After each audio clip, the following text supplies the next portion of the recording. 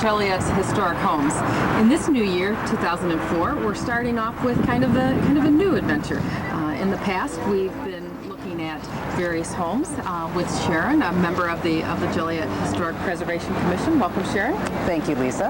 And this year we're going to do something different. What are we doing today? Well, as you mentioned, last year we did focus on more residential private properties. We had owners who were very gracious to invite us in and outside their home. And we saw beautiful homes. We certainly did. And this year, we're the first show anyway, we are focusing more on public buildings. And the building we're doing today is a school. It's a public school. Probably one of the most recognizable buildings in Joliet. And if you haven't figured it out by the mural in the background, we're at Joliet Central High School. In today's show, we will be talking about the architectural and historic significance of this building. This week is Historic Preservation Week, so we think it's a very fitting tribute to focus on this building. So, here at Joliet Central, they're celebrating a centennial, I believe. Yeah, a couple years ago, the school was built in 1901, or this building is from 1901, so the centennial was a couple years ago, and there's a lot of history that goes along with that. Joliet Township High School Central Campus is on the National Register of Historic Places. It was named there in 1982. The National Register is the nation's list of properties that are deemed worthy of preservation, and they have archaeological, historic, and architectural significance. So this is a great honor to have this, to shoot the program at the show. We have a handful of other properties in Joliet that are of the same caliber that are on the National Register, such as Union Station, the post office on Scott Street, even the Joliet Airport is on there. Wow. So this is the company we're in. Then. Yeah, right. No, there's some public and private things on the National Register. So today we're going to see a lot of things, but we chose to stand outside to start the show because we have a mural behind us. You want to tell us a little about the mural from a very famous philosopher, right? Yes, the mural is kind of the theme of the show, and as we see, the foundation of every state is the education of its youth. And when we're focusing on a public building, especially a public school that we as taxpayers pay for, it's certainly not a museum. And as preservationists, we like to ooh and ah about the building and see all the cool stuff, but we have to remember for this show that the function or the foundation of this building is to educate students. So in doing that, instead of having the Joliet Preservation Commission do the tour, we have decided that we need to be educated because there were many things we didn't know about this building and everything that's inside. So what we decided is to focus on having the students and staff of Joliet Central High School educate us and our viewers. So to do that, we will ask one of our staff members, the staff members from Joliet High School, Emily Petronio, who's an English teacher, and she's going to be our tour guide today, Lisa. And Emily, hi. How are you? Thank you so much for having me. Here today. Thank you. And usually we do historic homes here, but as Skip Lanham of JCTV said to me, usually we look at homes, but this is really the home of education. So yes, here we are today. Is. Welcome. Thank you both so much. And you're a teacher here. How long have you been a teacher? This is my 5th year here at Joliet Central High School. I'm an English teacher, as you said, and we're going to be conducting a tour today of this school. We're going to start outside, as you said. Some of the things we'll see outside will be the early construction of the school. We'll talk about some of the architectural features, and we'll also talk about some of the changes that the building has gone through in its 100 years. Great. Well, we welcome you all to watch, and let's go. Okay, great.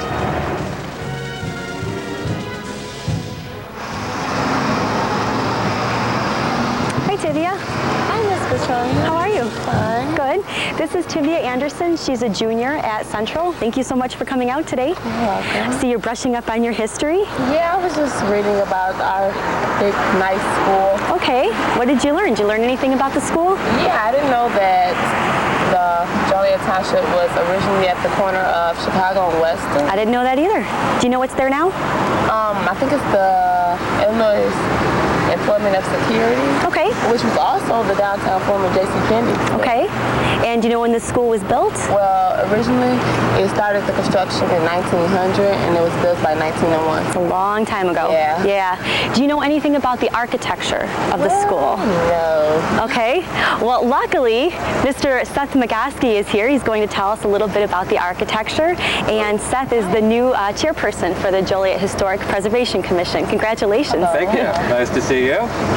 A little bit about the architecture. Joliet Township High School Central was designed by F.S. Allen. He was an architect who lived in Joliet for an extended period of time. His first mission in Joliet was in 1887 and was Christ Episcopal Church. And then this structure here, Central, was his last commission in the city of Joliet. So those two buildings sort of bookends to his career here. In 1900, he designed the school in the collegiate Gothic style. The Gothic is seen in the pointed arches of the school and also in the crenellated parapet, or the top of the building where it goes up and down. That's called the crenellated parapet, and that adds to the Gothic style, and very much in the collegiate style that you'd see old universities, and that's where the name comes from. And there's a continuity of design through the entire building. You see the sculptural elements, the leaves and such. And it even brings the designs into the doors and the windows of the structure, as well as into the front railings. Everything was designed to go together. And an interesting feature that you'll see a little later on the building, slightly different, is on the original F.S. Allen structure, the points on the corners of the tower are actually at angles. All that stonework is angled. But when we get to the later editions of the building, you'll see that they're all very straight, so that you can tell what part of the building is from what time frame. Mr. Allen moved away from Joliet in 1904, and just shortly after he designed this building, he designed a twin to this building in San Diego, California. And that was his first commission in California, the large school, which unfortunately is now demolished. It was demolished, I believe, in the late 1970s, early 1980s. Well, thank you very much for coming out, and we'll see you a little bit later in the program. Okay. While we're walking to our next spot on the tour, I just wanted to point a couple things out. You'll notice that there is ivy growing on the side of the building, and this ivy is planted every year in May at a ceremony that we call the Ivy Night ceremony. During the Ivy Night ceremony, a lucky senior student gets to read his or her poem that wins the contest, and at that time, ivy is planted around the school. We're going to go to our next stop on the tour now.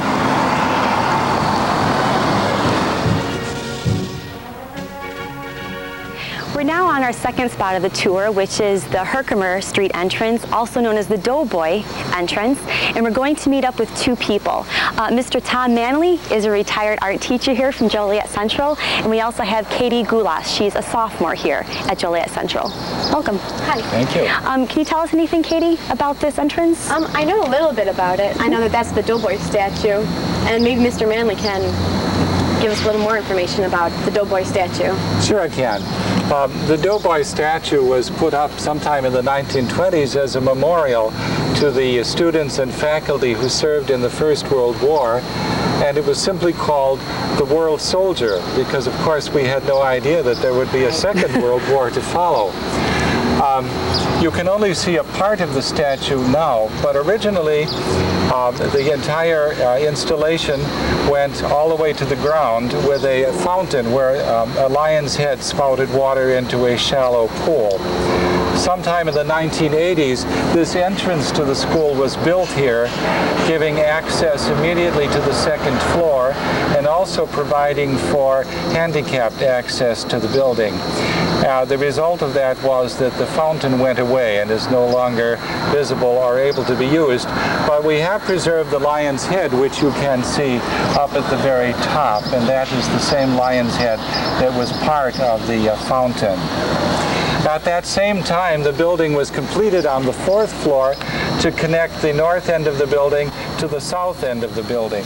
Before that time, it was not possible to go from the cafeteria over there to classrooms on the other end without going all the way around or down to the third floor and back up again. So that part of the fourth floor was completed, joining the north and south ends of the building. The building has been built in a number of different additions. There are 5 separate buildings in all. The last of those buildings is on the far north end, and when you get to that, you might notice that the end of the building is not finished in stone as the rest of the building is, but it's only finished in brick. And the reason for that was that the plans called for a 6th addition to the building, but that was never built for one reason or another. And so that end of the building remains unfinished. Mr. Manley? Yes. Is it true that those two doors up there used to be windows? They were in fact windows, that's right. As now they give access to a security entrance which limits the people who can come into the building once school is started and gives us a little better idea of who comes in from the street and who doesn't. I go in these doors every day and now I can appreciate the Doughboy statue a little more. Absolutely. Absolutely. Great. Thank you very much for all this wonderful information. We'll see you later on in the program. Pleasure. Okay. Goodbye. We're going to go on to our third stop now on the tour. We'll now be meeting with Mr. Sylvester Cottrell. He's the Commissioner for the Joliet Historic Preservation Committee, and he is also the Division Chair for Humanities here at Central. Hi, Sil. Thanks for being here. How you doing? Fine, thanks. Now, I know that you had a chance to talk with Sam Rashid. He has been in charge of the maintenance department here for about 14 years. Right. During that conversation with him, what did he say are some of the biggest challenges that he faces day to day in upkeeping a 103-year-old school? Sam's largest challenges here are basically heating and cooling. The building itself doesn't have air conditioning. It's cooled by 100-year-old fans that are located underneath the building. The building is steam heated, so we have basically steam units throughout the entire structure, and that's his number one concern, is just heating and cooling of the building. The building is maintained by 34 custodians. All of the service and repairs that are done at this building basically are in-house. In other words, all of the custodians, night watchmen are trained in areas of specialization for this building. The building itself is right now being modified to hold our increasing population. It's projected by the year 2006 we're going to have at least 3,700 kids here. Okay, so our concern just basically is maintaining this 100-year-old fine structure and trying to find room for our ever-increasing population. And obviously money is a huge concern for the future, but aside from money, what are Sam's biggest wishes? Much of this building is paid for by life safety funds from the state of Illinois. Sam's wish list basically is to get a new boiler. The boiler we currently have in this building is over 60 years old, was put back in the 50s. The windows, as you can tell, have been changed to serve on installation and cooling and heating. Sam also wants to put a walkway from this main building over to the new T&I and the auto shop, which is going to be done hopefully within the next 2 years. As you walk around the campus, you can see construction is going on, to house our new student population. So basically, that is his kind of wish list. Well, thank you so very much for all that information. Thank you, Emily. Okay. We're going to go to our next stop now on the tour.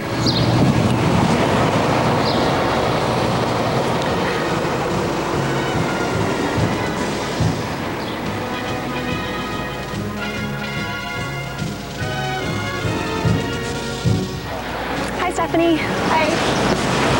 We're now going to talk to Stephanie Gulas. She's a senior here at Central. Stephanie, can you tell us something about the auditorium entrance? Sure. This entrance, up until about 1922, actually they're used to seeing the church right here. And then in 1922, what they did is they knocked the church down because the school was in an E shape. And then once the church was removed, then we had room to build our new auditorium here. And that's where it stands today in the completed facade of the school. Great, thank you. And in order to give us some information about the architecture, we have a local architect from our area, Mr. Hal Carlson. Well, how are you folks doing? We're fine. This is a gorgeous building here. I actually went to school here. I met my wife here, and it's about 10,000 years ago, but it's I don't quite appreciate the building. I didn't appreciate the building quite as much as I do now. Sure. But it's a beautiful example of Gothic architecture. Seth has been doing a lot of talking about it, and so has Tom, and I really have a lot more to say than that. And the students have been talking about it too. Mm-hmm. Well, we're going to take a walk inside so we can look at some of the architecture and how it's mirrored from the outside into the inside. So let's take a walk in there. Okay. Are they still photographing? I don't know. Oh, thank you. Okay, Hal, here we are inside the school. Could you talk to us a little bit about the architecture inside the building? I'd be glad to. Well, you can see it's a grand old space. It's probably one of the grandest spaces in the building. They used an extensive amount of marble, as you can see on the walls, and also on the floors. A great deal of decorative metal fretwork on the stairs. As you turn here, you can look at the doors, and you can see the very thick old wooden doors with tracery windows. And as we walk upstairs, you can start really looking at the stairs here, and the detail in the stairs is just phenomenal. You've got this wrought iron balusters, and you've got the treads and the risers on the stairs are decorative. In some areas, actually, there are holes in them so that you can look through the stair, bottom portion of the stair. It's just something that would never be done today. It's just too much money and too much expense. Schools just don't have the budget that's required. As we get up in here, you can look around, and there's been changes to this building, quite a bit of changes, and you can see that, for instance, the doors are not quite as these are modern doors. They're not as nice as the old ones. And you can also see, in fact, you can see right here where there's pendant light that was original light, and now you can see the fluorescent lighting. So they've been added to improve the efficiency of the school, but in some instances aren't quite as nice as they once were. Covered up some of the old. And you can see, in 1957, there was a tragic fire at Our Lady of Sacred Heart in Chicago, and I think 56 children perished in that. And then after that, the state laws started mandating more severe codes. And you can see here, for instance, like you can see it running right down the middle of the corridor here is sprinklers. Fire sprinklers were mandated. If you look down the corridors, you can see new fire doors. You can see fire alarms systems, bells and whistles and that kind of thing. Again, that was to make it a safer place to be in. Unfortunately, it takes away from some of the history, but it does keep us safe. And then you can even go as far as seeing that in terms of security. When I went to school here, you could enter the building at any one of the 14 or 15 doors, and now there is just one door for security stakes. So things change, life changes. Well, thank you very much. I'm glad I had an opportunity to talk about it. And we're glad that you were here. Good. Now we're going to take a look at one of the most striking murals that you see when visitors actually come in to the building. This mural up here was painted by Francis Badger. It was painted in 1928, and it is called Youth, Autumn Harvest. The first 3 panels are the original panels. The following year, the 2 panels that you see on the outer sides were added. They're actually a metaphor for life. Over here you have spring. You can see that most of the people in this picture are young. Over here you have fall. You can see that they've grown a little bit. And over on the side you can see that the characters have gotten much older because that represents the winter or the mature time in our lives. At this point we'll go into the auditorium. Hi, Mrs. Petronio. We're here right now in the auditorium here at Joliet Central. It was built in about 1922, and right now we house about 2,100 seats, which makes us the largest auditorium in Joliet, and I think we have about 100 more seats than the Rialto, in fact. Below me there is our orchestra pit, and if you look really closely if you're here, the seats actually start on row C, and that's because before there was an actual pit before it was filled in, so we had rows A and B too, but then when they filled in the orchestra pit, they had to take out rows A and B of the seats. So if you look above me, there's a quote. It says, "The foundation of every state is the education of its youth," and that is by Diogenes, and that is right above the stage and above the balcony. We have a main level here, and we also have a balcony.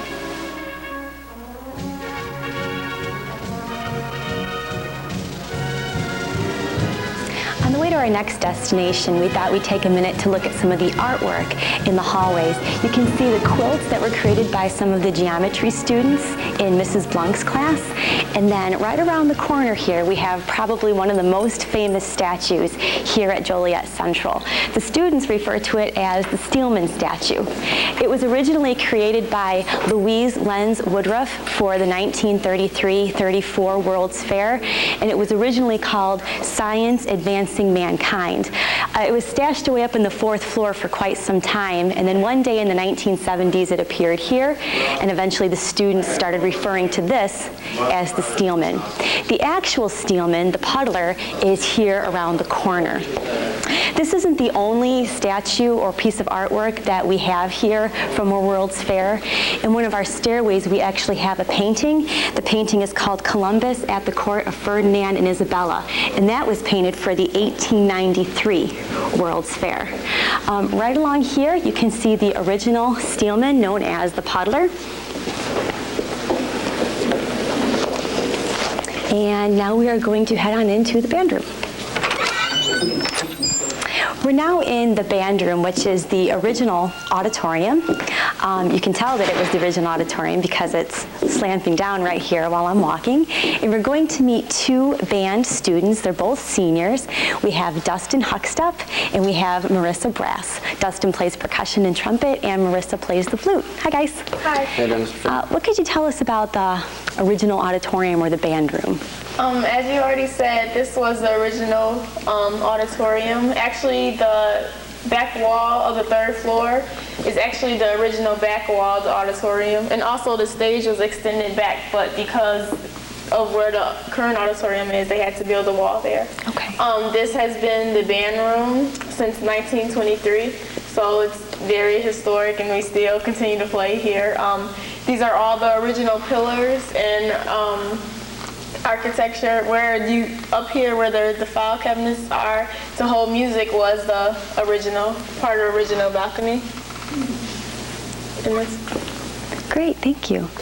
And Dustin, can you tell us a little bit about the band as it stands today? Yes, well, I'll just inform you a little about the history. Well, of course, the first band director here was A.R. McAllister, and it all started back in 1912 when they used to practice on used instrument and then sit on a couple of, kegs, so. But then he taught for about 32 years, and then House Connect came in, and he taught for about 24 years. And when House Connect was teaching, they marched in President Eisenhower's inaugural parade. Wow. Yeah, so that's pretty cool. And after he left in, I want to say, I'm not sure the exact date, but he left to go teach at the Eastman School of Music, and then Mr. Liga came in and taught for 33 years. And when Mr. Liga was here, he took us down to a couple of state competitions and stuff, and we went to the super state competition, and we won. We were either honor band or won 14 out of 16 times that we've actually gone there. So wonderful. It's pretty cool. Yeah, it's a pretty cool thing to say about the band. And Mr. Liga left in 2002, and now our new band director is named Michael Fisk. And his first year here, he took us down to the ISU competitions, Illinois State University competition, and we won first place in our class and grand champions overall. So that's pretty cool. Wonderful. Yeah. Thank you very much. So a lot of music has been made on this stage right here. Quite a lot. And also, when McAllister was directing here, they performed at Radio City Music Hall in New York. Wow. They travel all over like the world and the U.S. They performed like in California, 20 concerts and stuff. So it's really cool. Great. A lot of history. Yeah. Yes, definitely. Well, thank you so much for being here and telling us about it. Thank you. No problem. Okay, we're going to go on our next stop in the tour now.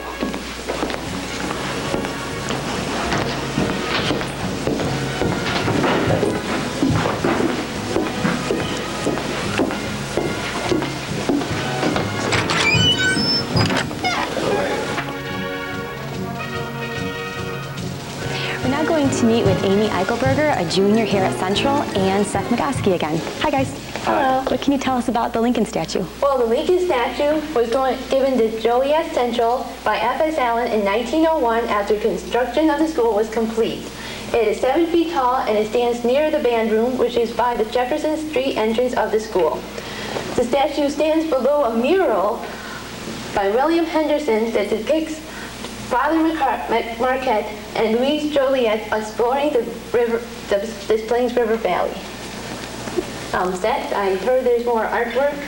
Well, there are many more statues within the building itself. There was also a statue of George Washington, the discus thrower by Myron. There was a Venus de Milo and Winged Victory. There was also a very famous statue of the wrestlers, which was a gift of the class of 1901 to the high school. Unfortunately, all of those statues have been lost, so we're just left with Mr. Lincoln here now.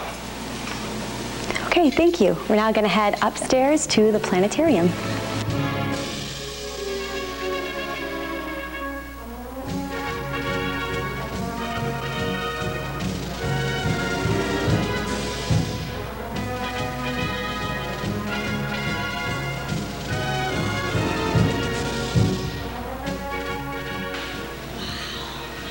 Hi again. What a treat. Nobody ever comes into this room. No, they never have. It's one of my first times in 3 years as Joliet Central students that I've ever been in here. Well, what can you tell us about this place? Well, the Spitz A Planetarium is in room 404, which is on the 4th floor of Joliet Central. Memorial gifts of $1,000 each from the classes of 1951 and 1952 made it possible for Robert L. Price and the Raylock Silo Company from Plainfield to build a planetarium with a 16-foot dome and a projector. Our students painted the skyline of Joliet on the dome, which is a circumference of 50 feet. The Now, with this skyline, this is from the years like 1950 or so? Yes, the planetarium first opened in 1953, so it would be from around that time. It's a great history of Joliet, because you can see all the buildings that were around it. Right, you see all the water towers and the churches, and if you look really closely, you can see the Rialto and the old courthouse. Okay. And Amy, why isn't this room used anymore? Well, it has fallen into disrepair in the 1980s. It has been used by earth science classes of Joliet Central and also by astronomy classes from Joliet Junior College. Okay. In 1995, actually, AMCO Representative Robert Shee and some of the Joliet Central faculty helped to repair the planetarium. So they helped fix the machine that projected the stars. Okay. I believe that the planetarium could be an interesting tool for studying the stars and their constellations. But unfortunately, it can't be used anymore because a part was broken off. Well, actually, Mr. Blunk took us here the other day and he did switch on the star mechanism, so it could still be used to study the stars and their constellations. Great, thank you, Amy. We're going to go now to our next stop.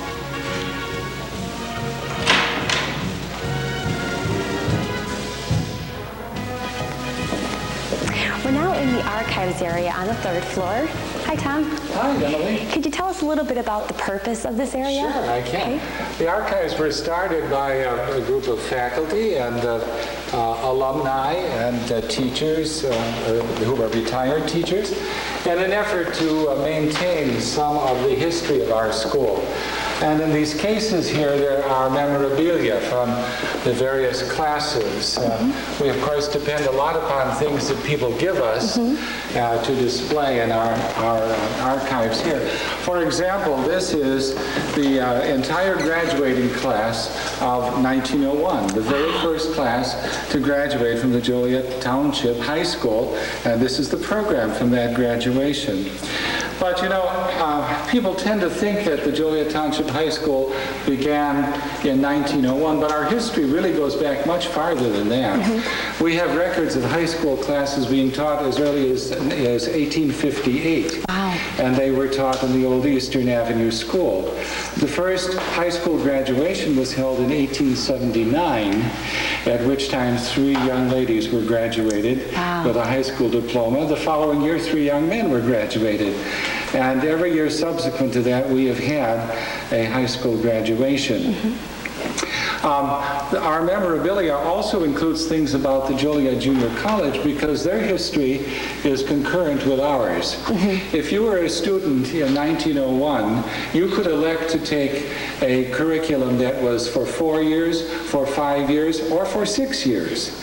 And so, of course, as you can see, those 6-year students were, in fact, the junior college students. We didn't call them that because it was such a new concept. We didn't have a name for it. They were just simply postgraduate students. Okay. And it wasn't until 1915, when the Herkimer Street addition was built to the building, that the junior college took the name of Joliet Junior College. Now, you are a graduate of Joliet Township. I am. And a graduate of Joliet Junior College. Absolutely. And you you are one of many other students who just like it here so much that you never want to leave. That's right. And we have another one of those students who is joining us today, an alum. Nice. His name is Greg Spees, and Greg is one of the class members who had some of his classes here before it was moved to the new building. And welcome, Greg. Thank you for being here. Thank you, Greg. Nice to meet you. Very good. Nice to meet you, too. Well, I grew up in Mokene, Illinois, and I graduated high school from Lincoln Way in 1967. Back in 1967, you basically had, if you were male, you had three options: get a job, join the Army, or go to school. Now, my father was an infantryman in World War II, and he also attended Central High School here in 44 and 45, suggested staying in school would be a lot less stressful than joining the Army. Believe me, it was good advice. We parked by the old Joliet Citizens Brewing Company. We came with other people from Mokena. Joliet was a little bit different then. Seemed to be more dense, more compact, more traffic. We entered by the eastern facades, came up here and attended classes. There was a lounge over there which most was congregated at. Joliet Junior College was fairly distinct from the high school.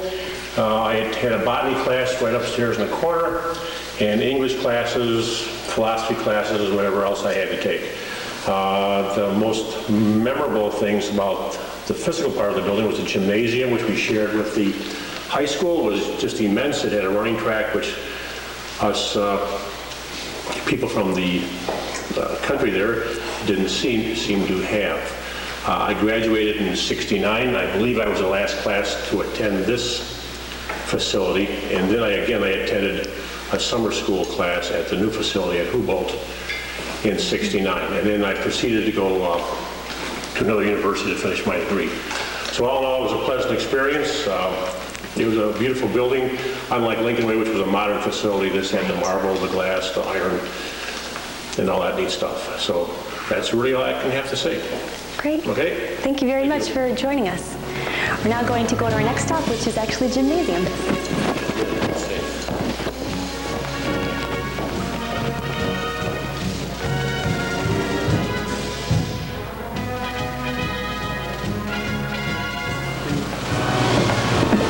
Hi, Sil. How you doing, Emily? Fine, thanks.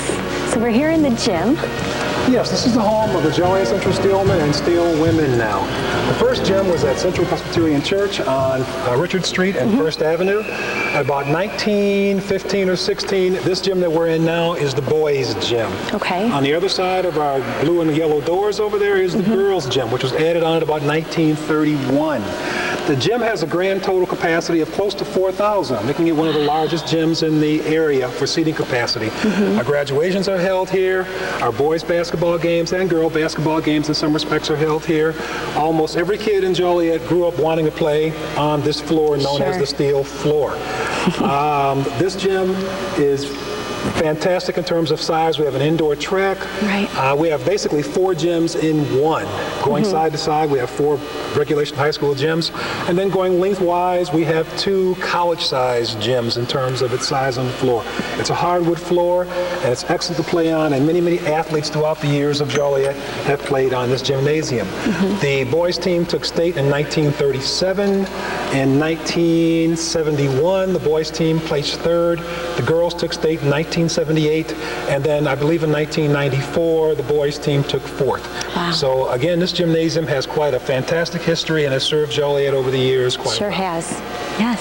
Thank you so much. Thank you. And this concludes our indoor tour. We're now going to go outside to meet back with everybody else.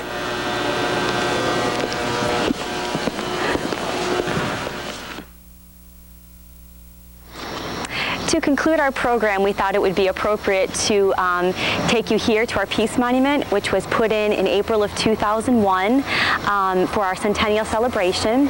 The different languages around the pole represent the different languages that are represented here in our community. And at this point, on behalf of myself, Mr. Cottrell, Ms. Terry, both sponsors of the J Club, we wanted to thank all of the students of the J Club who put in so much time and effort to this program. Over here on the end, we have Marissa Brass. Standing next to Marissa, we have Dustin Huckstep. Here we have next to me Tivia Anderson. Over here we have Stephanie and Katie Gulas. And finally, Amy Eichelberger. Thank you very much for joining us today, and we hope you can stop by here at Central someday to see it for yourself.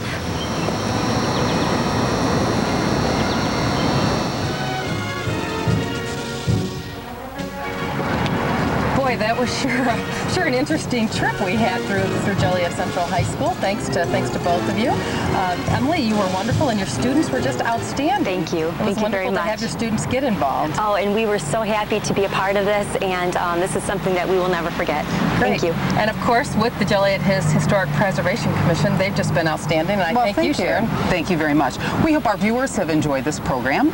We hope we've been able to educate them, show them a few things about Joliet Central High School that maybe they didn't know, and maybe for some of the alumni who have been here to kind of refresh some memories. All right.